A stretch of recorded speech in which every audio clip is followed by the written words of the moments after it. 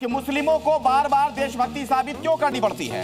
बताइए सुधांशु जी। अब मैं बताना चाहता हूं किन मुस्लिमों को साबित करनी पड़ती है। ये बताइए, भारत की सेना का पहला गैलेंट्री अवार्ड विनर कौन था? ब्रिगेडियर मोहम्मद उस्मान। आपने किसी सपा बसपा कांग्रेसी को देखा हो ब्रिगेडियर मोहम्मद उस्मान के घर पे जाते हुए? वीर अब्दुल हमीद की शहादत की 85वीं वर्षगांठ हुई, प्रधानमंत्री जी ने घर पे बुलाया, इनमें से कोई उनके घर पर भी नहीं गया।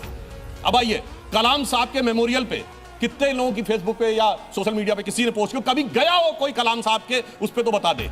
अब आपको बताना चाहता हूं, आपने कहा सरकार की जिम्मेदारी है। जब भारत आजाद हुआ तो लाल किले पे पहली शहनाई किसने बजाई थी? उस्ताद बिस्मिल्लाह खान। उस्ताद बिस्मिल्लाह खान को भारत रत्न कब मिला? अटल जी की सरकार में। 50 साल सेकुलर सरकार में नहीं मिला।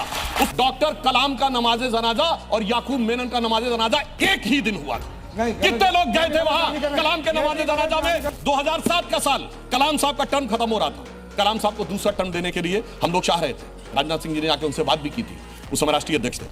तो कलाम साहब का विचार था सर्वसम्मति होगी तो तैयार होंगे, मगर कोई सेक्युलरिज्म का सूरमा कलाम साहब को दूसरा टर्म देने को तैयार नहीं था। 2007 मगर वही साल था कि अफजल गुरु की क्षमा याचना के लिए सब खड़े हुए थे, जबकि वो आतंकवाद के हमले का दोषी कोर्ट से सिद्ध हो गया था और 7 साल तक उसको सजा नहीं हुई। अब बताइए, देशभक्ति हम साबित करने की बात करते हैं। दूसरी मैं बताना चाहता हूं, एक से एक मुस्लिम देशभक्त हुए। आलम शेख इतने बड़े कृष्ण भक्त कभी हुए, कोई उन्होंने नाम ही नहीं किया होगा, कभी उनकी कब्र पे कोई नहीं गया होगा। अभी आपने पद्मावत मूवी देखी थी?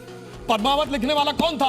मलिक मोहम्मद जायसी, एक मुस्लिम था जिसने अलाउद्दीन खिलजी को विलन दिखाया और यह बताया राणा रतन सिंह की तारीफ की। मलिक मोहम्मद जायसी कब्र पे कभी कोई गया हो? और आपको पता वो कहां के थे? रायबरेली के रहने वाले थे। ये चिरयुवा भी कभी नहीं उनके यहां पे गए।